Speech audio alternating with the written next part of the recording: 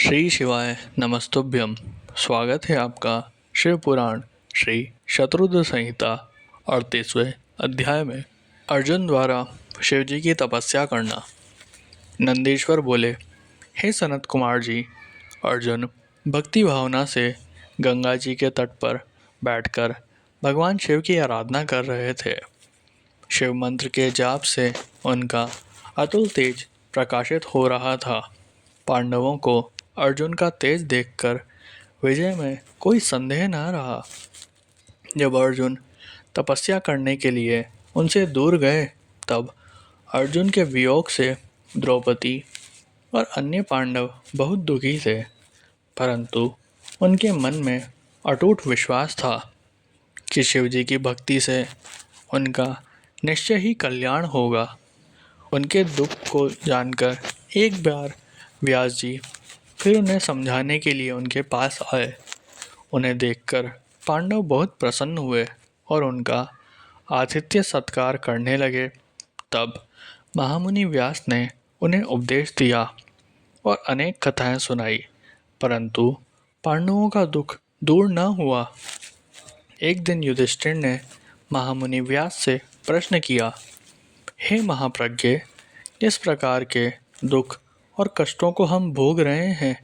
क्या पहले भी किसी को ऐसी परिस्थिति का सामना करना पड़ा है? युधिष्ठिर के इस प्रश्न को सुनकर व्यास मुनि कहने लगे कि पांडवों, निश्चय ही तुम्हारे साथ कौरवों ने छल किया है, परंतु अनेकों सिद्ध पुरुषों ने इससे भी अधिक दुखों को हंसते हंसते झेला है। निषद देश के स्वामी नल, सत्यवादी राजा हरिश्चंद्र, श्री रामचंद्र जी ने भी इन कष्टों को हंसकर झेला है। यह तो सप्तु ऋषियों का स्वभाव होता है कि वह विपरीत परिस्थितियों और दुखों में विचलित नहीं होते और सदा सत्य के मार्ग पर ही आगे बढ़ते रहते हैं। मानव को तो दुख झेलना ही पड़ता है। बचपन, युवावस्था, वृद्धावस्था सभी में मनुष्य को दुख और कष्ट प्राप्त होता है। इसलिए अपने मन को मत भटकाओ और सत्य के मार्ग का अनुसरण करो, क्योंकि शिव जी सत्य से प्रसन्न होते हैं। इसलिए सभी मनुष्यों को सत्य के पथ पर चलना चाहिए। दूसरी ओर अर्जुन ने इंद्रकील नामक पर्वत के निकट गंगा जी के तट पर महामुनि व्यास के उपदेश के अनुसार शिवलिंग बनाकर उसकी विधि पूर्वक उपासना आरंभ कर दी। अर्जुन प्रतिदिन स्नान करके भक्ति भावना से इंद्रियों को अपने वश में करके भगवान शिव का ध्यान करते। दिन ब दिन उनकी भक्ति भावना और अधिक प्रबल होती जा रही थी। उनकी तपस्या के तेज से जीवों को भय होने लगा था। अर्जुन की तपस्या से दिग्ध होकर अनेक देवता देवराज इंद्र के पास गए और उनसे बोले कि देवराज, अर्जुन भगवान शिव की घोर तपस्या कर रहा है और उसके तेज से सभी प्राणी दग्ध हो रहे हैं।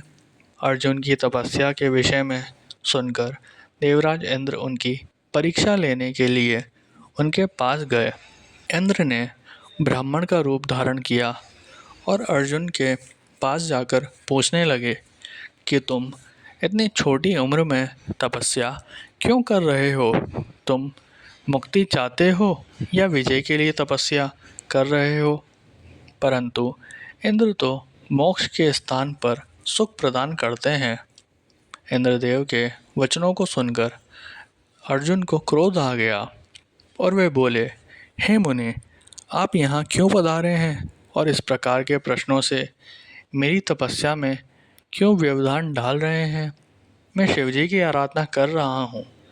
तब इंद्रदेव ने ब्राह्मण वेश त्याग कर अपने वास्तविक रूप के दर्शन अर्जुन को दिए। इंद्रदेव को अपने सामने पाकर अर्जुन को लज्जा का अनुभव हुआ कि मैंने इंद्र से अपशब्द कहे। उन्होंने देवराज इंद्र से क्षमा याचना की। देवराज इंद्र प्रसन्न होकर बोले, अर्जुन, तुम मांगो, क्या मांगना चाहते हो? मैं निश्चय ही तुम्हारा इच्छित वर तुम्हें प्रदान करूँगा। देवराज इंद्र के ये वचन सुनकर अर्जुन बोले, हे देवेंद्र, यदि आप मुझ पर प्रसन्न हैं तो मुझे शत्रुओं पर विजय का वरदान प्रदान कीजिए। अर्जुन के वर को सुनकर देवेंद्र बोले, अर्जुन, तुम्हारी विजय अवश्य होगी, क्योंकि भगवान शिव के भक्तों पर कभी कोई कष्ट नहीं आता। उनको संसार में किसी का भय नहीं होता। इसलिए तुम इसी प्रकार शांत चित्त और भक्ति भाव से त्रिलोकीनाथ देवादिदेव महादेव जी की तपस्या करो। उनकी प्रसन्नता से श्रेष्ठ जीवन में और कुछ नहीं है। यह कहकर देवराज वहाँ से अंतर्ध्यान हो गए। तब अर्जुन पुनः शिवलिंग को प्रणाम कर उनकी आराधना करने लगे।